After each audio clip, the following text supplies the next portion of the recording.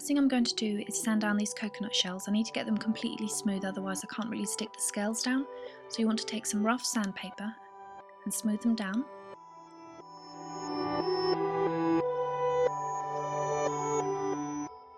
Now I took some super glue and stuck the pieces together. Now if you've used heat to crack open a coconut, what can sometimes happen is parts of the shell will have expanded and some parts will have constricted.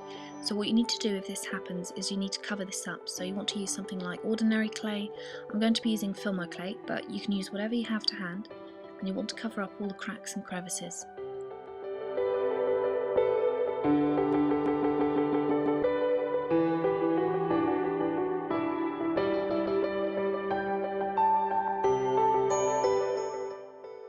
Once you've done this and it's all dry, you're going to start making the scales, and the easiest way to do this is make loads and loads of little balls of varying sizes, flatten them out, and then stick them down to the coconut.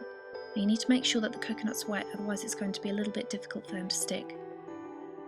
You're going to want to use a stand so that the coconut doesn't roll around, so you can use sellotape or even a cup. Now you want to start sticking down the scales. Now the fastest way to do this is to take loads and loads of small balls like this, and you need to make sure that you keep them damp, otherwise they're going to dry out. And you want to flatten them and do about 20 of these and then start sticking them in a row. So start from the top and go round the coconut in a line, and eventually you'll get to the middle. Once you get to the middle you need to stop and you need to wait for it to dry, otherwise once you start working on the bottom what can happen is you'll squash the top. So once you've done the top, just leave it overnight and then start on the rest in the morning.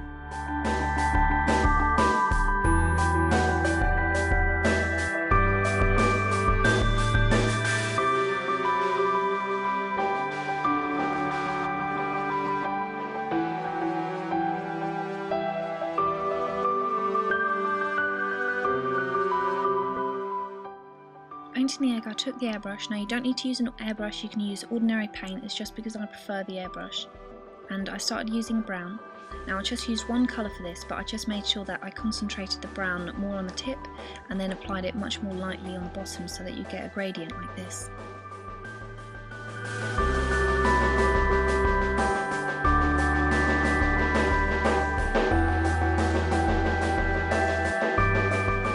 Once it's dry, I wanted to paint the bottom blue, and I also wanted to cover up little cracks like this area, which I didn't really cover very well.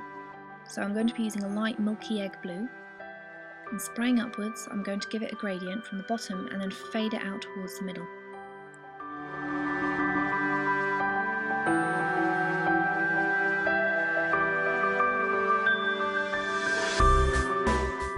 It wouldn't really be a dragon egg if I didn't add gold, so I had some old gold ink that I hadn't used in a while and it was going a little bit off, as you can see, so I just took a blob of this, I slapped it onto the top of the egg, and now using some spray, and this is just water, you just get any kind of hairdressing spray bottle, pop water in, spray it like crazy so that the gold trickles down, and if you want it to be spread a little bit more evenly, use a fan brush.